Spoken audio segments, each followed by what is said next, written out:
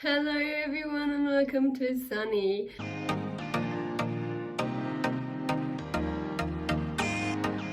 I'm your host and I still don't have an introduction, or I keep forgetting my introduction. I don't know anymore. But today it's my May 8 TBR. I don't know what I'm doing. But I decided to do something funny because Jadeyraereads, oh my god, so sorry. And I even asked how to pronounce the name. Still messed that up. So that's fun. But basically, I'm misgendering. Oh my god. I'm really not prepared for this. Let's check Twitter because usually people have it in their description or in their handle. So Jade from Jadeyraereads posted a recommendation for the TBR Pursuit TBR game. I found it really funny and I liked it. So yeah, that's going to be my May TBR. So I'm going to actually watch it with you now. I have already watched it, but I have to watch it again. And then check out the books, which I'm going to do on my iPad because I'm filming on my phone. So I will look up if I have the book somewhere, maybe on Kindle, on my Kindle, or on Scribd, hopefully, because I don't want to buy books. And if I don't own the book, I'm going to check if I have something else instead, like if I have something myself that fits the challenge. But yeah, that's basically how we're gonna do this. So let's get the video out. I've already watched it and she already knows about this, so I'm gonna link her channel and the video that I'm using for this in the description below. Okay. Roll number 1. 2. Let's see if I can recommend you an adult fantasy. What have I got to work with? A 5-star prediction. So for this I'm going to go for something that I gave 5 stars that I predict everyone else probably will as well. So we have a purple pie in there already. Okay, so for roll number 1, I went with an adult fantasy, and the card is, can you name a 5-star prediction? So of course these cards are created for me picking my TBRs, so it's going to be very much prediction based and very me specific. So I'm going to have to kind of twist the wording on these a little bit. So what I'm going to twist this to is something that I've rated 5 stars already that I think you will too. And for this, I'm going to go with the Mistborn trilogy as a whole, because as far as an adult fantasy that I think almost everyone will enjoy, this is the one that comes to mind. There is so much in here that I think anyone can read this and pull something from it that they enjoy. And although the books are quite chunky, it's a chunky trilogy, it is just a trilogy, and Brandon Sanderson's writing is really easy to get through. When I first decided to read Mistborn, I really thought that Brandon Sanderson's writing was going to be pretty dense. I was really intimidated by it because of the size and the reputation that Brandon Sanderson's writing has for being like some of the best in fantasy. I was really intimidated going into it. However, it is really well written. It's so easy to understand. It's not dense. It's fast paced, and for the size of it, you can get through these so quickly because they're so compelling. So this trilogy is about a young girl called Vin who is picked up by an allomancer called Calcia. In this world, allomancers exist, who are people who can ingest metals to gain the power that that metal gives you. So you can either be a mistling, where you can ingest one metal and gain its power, or you can be a mistborn, where you can ingest all of them and pull on all of their powers. And we follow a couple of mistborn and their plan to overthrow the Dark Lord. It's set in a world where the Dark Lord won, as the tagline here is, what if the Dark Lord won? So we know we're in a world with lots of terrible things, very dystopian vibe. So we follow this band of criminals as they want to overthrow the Dark Lord and change the way this world is run. The magic is really interesting in here. It's very much logic-based and quite easy to understand. It didn't take me too long to get my head wrapped around it, so I think it's quite an easy one to understand. As well as that, just fast-paced, super compelling. The, like, intrigue is so high at all points, especially in the second and third books. Like, the end of this book didn't necessarily have a cliffhanger, and at the end of this I was very much like, well, where do they go from here? What can the second book do? And then I read the second book, and at the end of the second book it was very much, I need the third one immediately. Like, that cliffhanger at the end of the second book was intense. I needed the next one ASAP. So it's a really compelling trilogy, and I wholeheartedly recommend if you want somewhere to start with adult fantasy. I actually think this is a great starting point. And I am now a Brandon Sanderson convert. I can't wait to read more of his stuff myself. Okay. First book, it's not looking good. I cannot find it on script. So I might see, because last time, like, I randomly went to Audible and checked. And I was actually eligible for like 1 month free. So I just took that and then got books and then left again. So yeah, okay, can't do that. Okay, it's not looking good. I cannot do that. That's just sad. Okay, can I still see if they at least have it to think about if I want to get it? Okay, they do have it. It's 10. Honestly though, it's 24 hours, okay. I mean, I'm listening to double speed, so I think I should be fine either way. But am I gonna regret this? And the thing is, if you have an abonnement, it's 10. If you don't, it's actually 30. Okay, I'm gonna put it in my cart for now. And see what else she recommends. Let's just go. I don't know. We will see at the end of it. It's part of my TBR. If not, I might see if I find anything else by Bernard and Sanderson or something else adult fantasy wise. Yay, fantasy. And what am I working with? A book over 300 pages. Let's see what I can do. And a pink pie in there. Moving on to roll number 2, we got a YA fantasy, and the card is to name a book over 300 pages.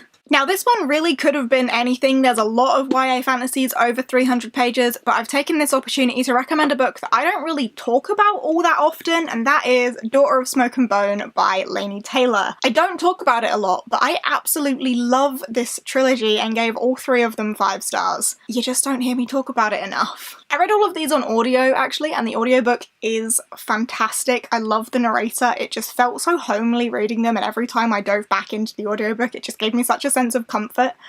So I really do recommend the audiobooks for these, but also just the series in general. Again, super compelling. Not necessarily the most fast-paced ones. This is definitely a little bit slower, but really fascinating. I loved the development as the world as the series went on. We learned a little bit more about the world and the history of it and who these characters are and where they've come from, what they've done, what's led us to this point. So we get quite a lot of the background of the world leading up to its current situation, and I found it all super fascinating. It was really well developed. But this series follows a young girl called Karu, who is an art student in Prague. However, she's living a little bit of double life. As well as being an ordinary girl going to art classes, she's also an errand runner for a monstrous creature called Brimstone, who is the closest thing to family that she's ever known. And one day, the door that links her world to the world that Brimstone comes from is cut off, and she's cut off from her family and needs to work out what to do about that.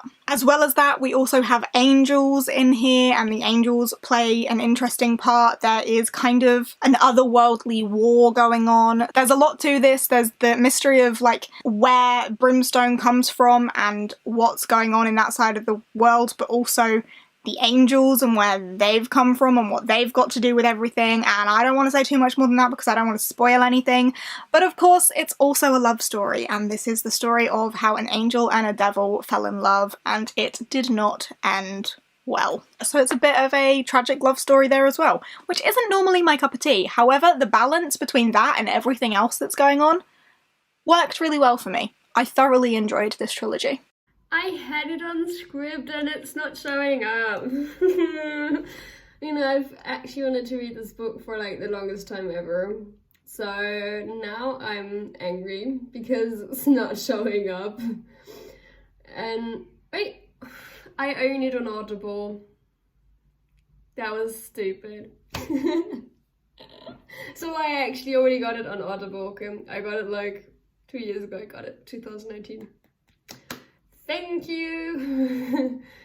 Well, I really didn't pick the nicest cover. The new one is kind of prettier. The one that came out like 2 days afterwards. Okay, it's okay. I don't care. I got my first book!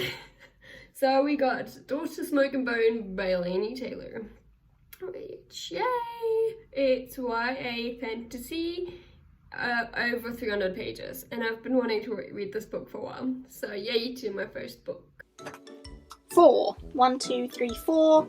1, 2, 3, 4. Roll again or blue blank. Let's see how blue blank goes, because those prompts are very vague. 1, 2, 3, 4. So we'll see what happens here. What's on Scribd? Can I recommend you that's on Scribd? Now this will be different from country to country, but it will be based on what's on my Scribd. And a little blue pie in there. Roll number 3, we landed on a blue, and the card is what's on Scribd. And I had a little scroll through Scribd, and let me tell you, I don't know if Scribd has had an update or if just my restrictions on what's on Scribd have been lifted, but there's a whole heck of a lot on there now. Scrolling through, I found some of my favourites on there. Echo North by Joanne Ruth Meyer's on there, a polar fantasy retelling of East of the Sun, West of the Moon, which I absolutely adored. Follows a young girl called Echo North who makes a deal with a wolf for her father's safety and has to go and live with him in his mysterious palace carved into a mountain for a year. Absolutely adore that book. We've also got The Girl Who Drank the Moon, which is one that I speak about a little bit more frequently, which is the story of a village where they sacrifice the youngest child each year to the witch, and the witch takes these children away. However, from the witch's perspective, she's really confused as to why this village keeps sacrificing babies or just leaving babies out in the woods, and she takes them and treats them well and feeds them starlight and sends them on to loving homes. However, she accidentally feeds moonlight, which everyone knows is the source of magic, so she has to raise a magic child by accident. Love that book, so beautiful. The Invisible Life of Addie LaRue is on there. We all know I love some Schwab. In fact, I think all of Schwab's books are on there at the minute for me, so anything by Schwab, you know I recommend. But something else that was on there that I thought I would recommend just to get some middle grade in here is A Pinch of Magic by Michelle Harrison. Because this is a middle grade series that I absolutely love, but don't think I recommend enough. So again, an opportunity to get one in here that I don't talk about anywhere near as much as I should. But this is the story of the Widdersham sisters, who are trapped by an ancient curse. They cannot leave the island that they live on. There are 3 magical objects with the power to change their fate. Will they be enough to break the curse, or will they lead the sisters even deeper into danger? So the middle sister, Betty, is desperate to get away. She wants adventure in the great wide somewhere, and she's desperate to break this curse and get away, and they are wrapped up in a bit of a witch's tale, and there's all sorts of magical mystery going on here. It's really atmospheric, like chilling and a little bit creepy, but great adventure. The sisterly bonds in here is beautiful, and the youngest of these sisters really just reminds me of my sister. Charlie Widdershins is exactly like my sister, so holds a really dear place in my heart. But this is a fantastic middle grade series. I haven't actually yet read the 3rd one in this, but I need to get on that ASAP because I really enjoy these and do not think I recommend them enough. And it's on Scribd. Okay, I checked. And all 4 of those are unscripted, so I will just start with 1, and if I have the time I can also read the others, but I'm going to focus on 1 per challenge first. And then if I still have time, I can try and get the others as well, especially because they are unscripted, so it's fine. It's just weird because I checked, and the Pinch of Magic is here in twice, and one is like 8 hours 43 minutes, and the other one is 9 hours 48 minutes, and I don't know, it's really weird. I don't know, so I'm just gonna take the longer one because I'm guessing it's nothing cut out. I don't know, but yeah. Now to book number 4. Roll number 4. Again, I cannot punish you. Oh, or throw the dice somewhere else. Let's try again. 1. Orange, other, or yellow sci-fi. I'm gonna go for a sci-fi because, again, the others are a bit weird. So let's see what sci-fi I have to work with. A book that has multiple perspectives. Fascinating. And there is a yellow in there. Roll number 4, we landed on a yellow, and we have, can you name a sci-fi with multiple perspectives?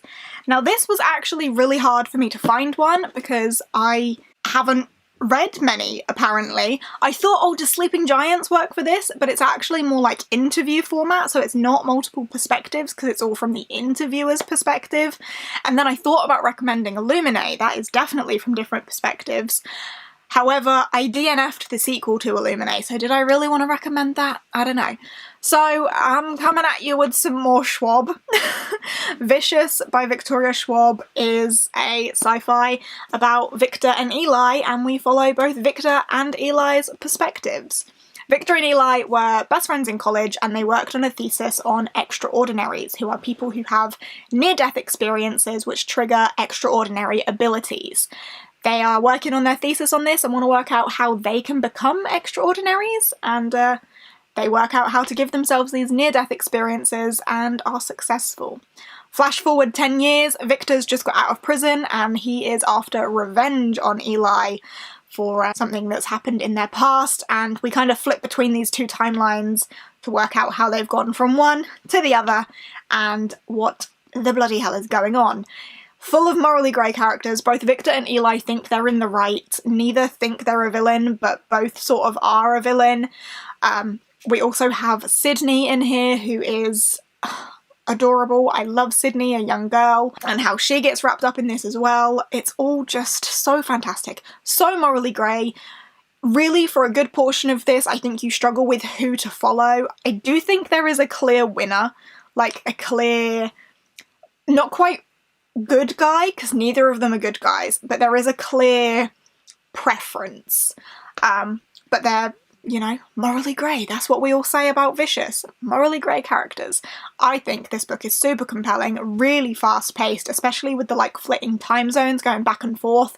The intrigue is kept really high at all times, and I'm a massive fan of Victoria Schwab. We know this. And this series, the Villains series, there's 2 of them at the moment, Vicious and Vengeful, are some of my absolute faves. So, of course I'm going to recommend this, and it fits for a sci-fi with multiple perspectives. Okay, Vicious is neither on script nor on Audible, so that's fun. I don't know about Amazon Prime. Like, about Amazon. Let's check. Vicious. Well, can you please show me them in English? I don't mean German. Thank you. So, they do have Vicious. Okay. Question is, do I want to buy it? Or I want to pay for it? Question of the day. I don't know. Is it even science fiction? I don't know. I mean, the Kindle is like €6. But okay, it's science fiction. I honestly don't know. Let me check. Maybe if Darker Shade of Magic counts as well. I don't know if Darker Shade of Magic counts. No, it's not. It's fantasy.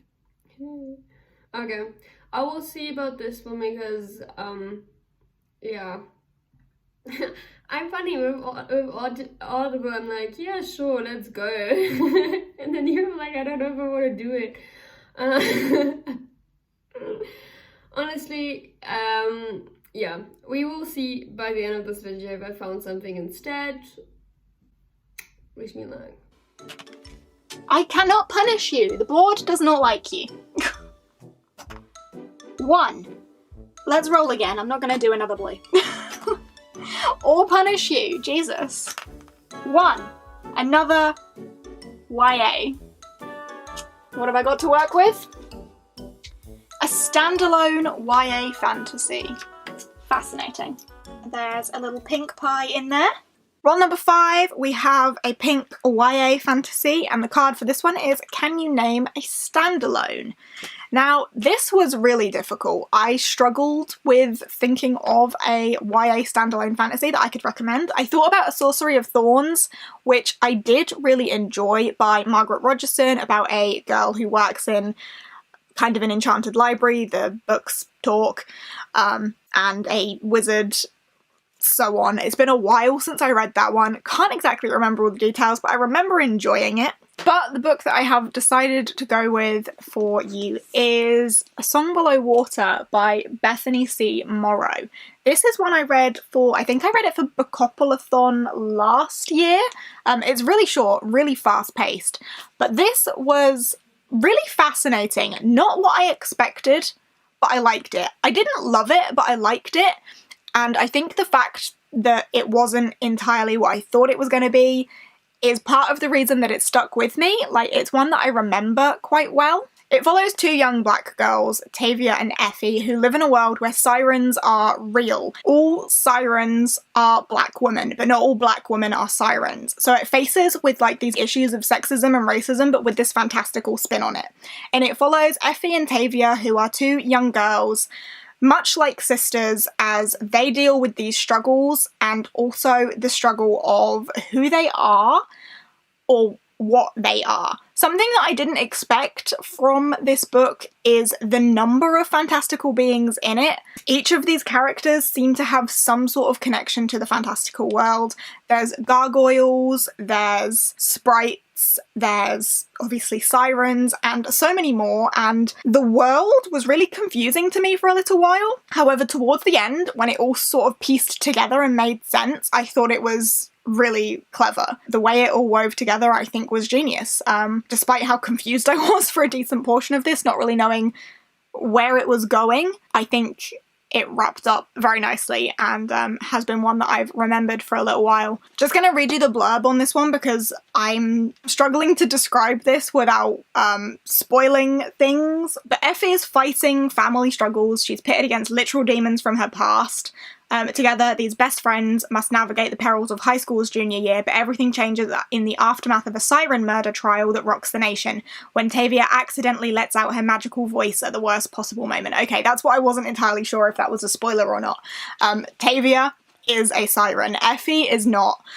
So that's one of the large struggles that they deal with, and why this siren murder trial is such a big event in their lives, is that it puts Tavia's life in a perilous situation, because if she lets out that she's a siren, she's very much at risk. Additional risk, that is, for being a siren, because she's already a black woman facing the sexism and racism of everyday life. But on top of that, there's also a bit of a mystery around what Effie is, and how she ties into this, so I won't say anything more there, but slightly confusing but really compelling. A very fast-paced book, and I will say, if you do pick this up and you are a bit muddled in the beginning, hold on, because it all makes sense at the end when you know what's going on and what endgame is.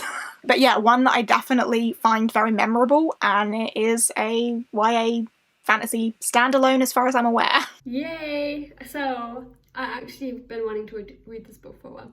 So Song Below Water is also on Scribd, yay. So far we got 2 books. Safe.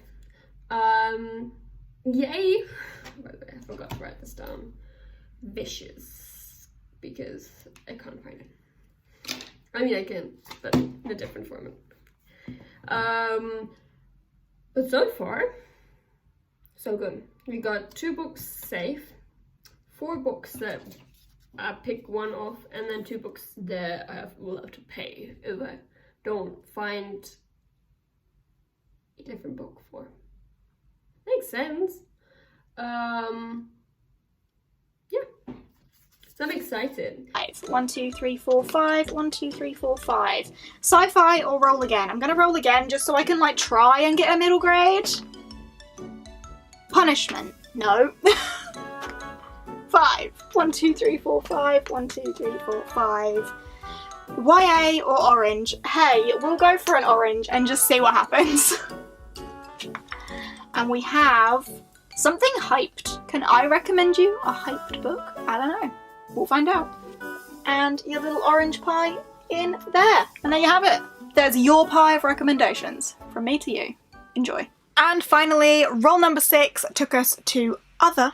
And we've landed on, can you name something hyped? So I'm going to recommend you something that is already hyped. You don't need me to recommend it, but I have read it and I see where the hype's coming from. And that is The Poppy War by R.F. Kuang. This follows a young girl called Rin who trains and tests to get into the most elite military school there is. But when she gets there, it's definitely not an easy journey for her. And then we face the difficulties and the differences between learning about war and preparing for war and the realities of war. Alongside that, there is this big fantastical element of it where there are gods and shamans, and there's also the struggles of opium addiction as well. There's a whole lot in here, and a lot of it is based on real life events. This one was really good, really fascinating, really compelling. I enjoyed my time reading this. I will say that I don't think I enjoyed it quite as much as the hype would suggest that I would. There were definitely parts of this that I think were built up to be something that didn't quite hit the mark for me, but it was still a solid 4-star read for me, and I think it's a really great foundation for the rest of the series. I haven't read the sequels to this, but I think that the way this set up would mean that the sequels are going to be really something special. I think it does that really well. But at the same time, it is a lot more than just a setup. There is a lot going on in this book. It is emotionally impactful. There are a lot of trigger warnings in this, so beware of all of those. There are a ton. But yeah, this kind of has the recipe to be something that I would really enjoy. We know I love political fantasy. If you're a fan of political fantasy and you haven't given this a go, I would definitely encourage you to do so. There's a lot of politics going on here. Very action-packed, intriguingly fantastical. Like, the fantasy element of this isn't very obvious from the beginning, but I love the way that we get to learn about it and we get to know it. I found that really fascinating and intriguing.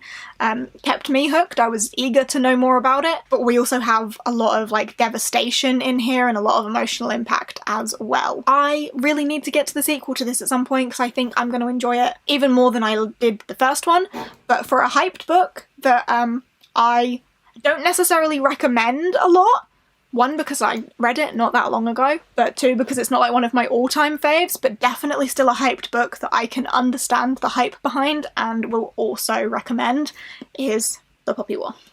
Okay, so that was the video, and The Poppy War was in there for sure. Like, it was also on script, so I safe with that one. Now I just have to pick the other books. See about Vicious and Mistborn, what I'm gonna do with those. And then talk to you after that. I might add a clip on how I feel in my reading journal because it's kind of cool. So yeah, let's just go. Let me check my reading for May, my TBR.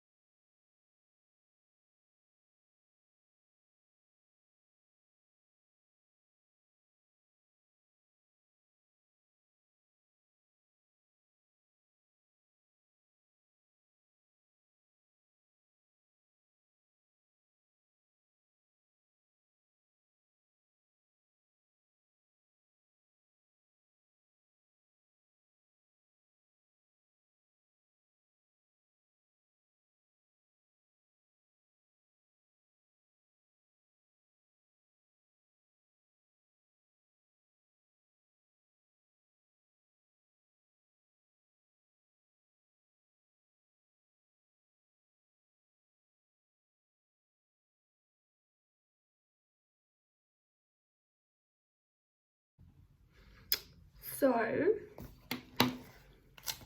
this spread is a mess, and I totally just didn't miss a page. Now I have to see what I can do with that page. I don't know. Put all my post-its in there? I don't know. But yeah, got my TBR. So let's go and start. First of a book that's not in there, but I still want to read it because I want to buddy read the sequel. So I need to reread the first book, and that is A Curse of Dark and Lonely by Bridgit Kemmerer. Sadly, it's not an audiobook on script, but it's an ebook on script, so that's okay. And it's a reread, so I think I should be fine with an ebook. So yeah, that's that. Then, by the way, Curse of Dark and Lonely is a Beauty and the Beast retelling, and yeah, that's the best way I can put it. It has some disability rep, which I like. I cannot account whether it's a good representation or not. I personally liked it, but if it's a bad presentation, please let me know so I can be aware of that. Next, there's one readathon so far that I'm taking part in, and that's basically just the Pop Sugar Challenge that I do all year long, where I try to fit the books that I read into the challenges, but I don't like pick up books for the challenges. I just read, and if it fits, it fits. Then I have one NetGalley book and one comic. I don't know why I keep forgetting that I still have that one comic. That's not good. Can I please stop forgetting that? Why? Can I find out the name though? It's like a vampire comic. It sounded super interesting. But I don't want to be in Germany actually. Your shelf? Is it sure? Okay. It's called The VIII by Eliot Rahal. So I will need to add this.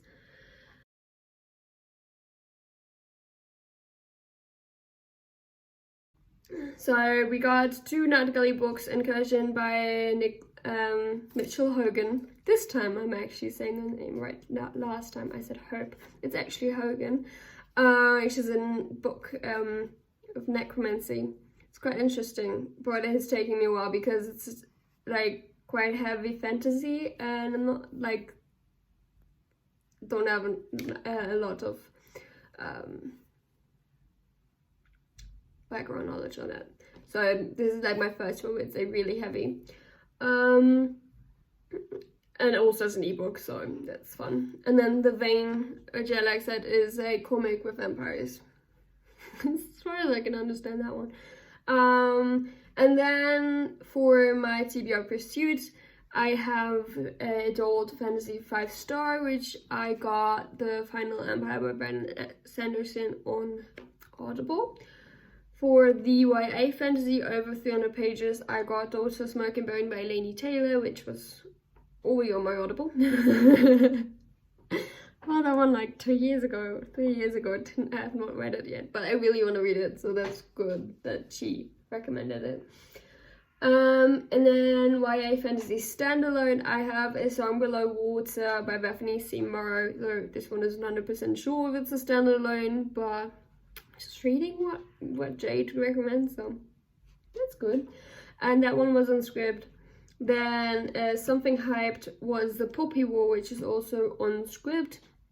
Then we have the challenge on script, which we have Poppy Wars by R.F. Kuang, and then we have Echo North, which is on script, which is by Joanne and Ruth Meyer, and we have three more. I can also still read The Girl Who Drank the Moon, Adeluru, and Pinch of Magic, which I will add into this, but if I finish all of the TBR Pursuit books and still have time, I can start one of those, but I want to put them a bit to the side and focus on the first books first. And then last but not least, we have the sci-fi multiple POV, which is Vicious by V. Schwab, which I have as an ebook. So I feel like that's gonna not that's gonna take me the longest, because I noticed right now that I listen to a lot of ebooks. But yeah, so that was my TBR. That's my TBR for me.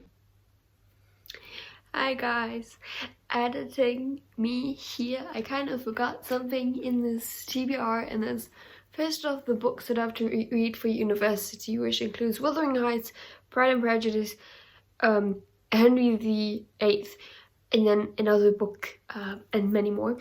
And then also the books that I started in April but I haven't finished. So those are included as well, which means The Vanishing Stairs by Maureen Johnson and Never Date Your Brother's Best Friend, which I started, and so far there's no brother.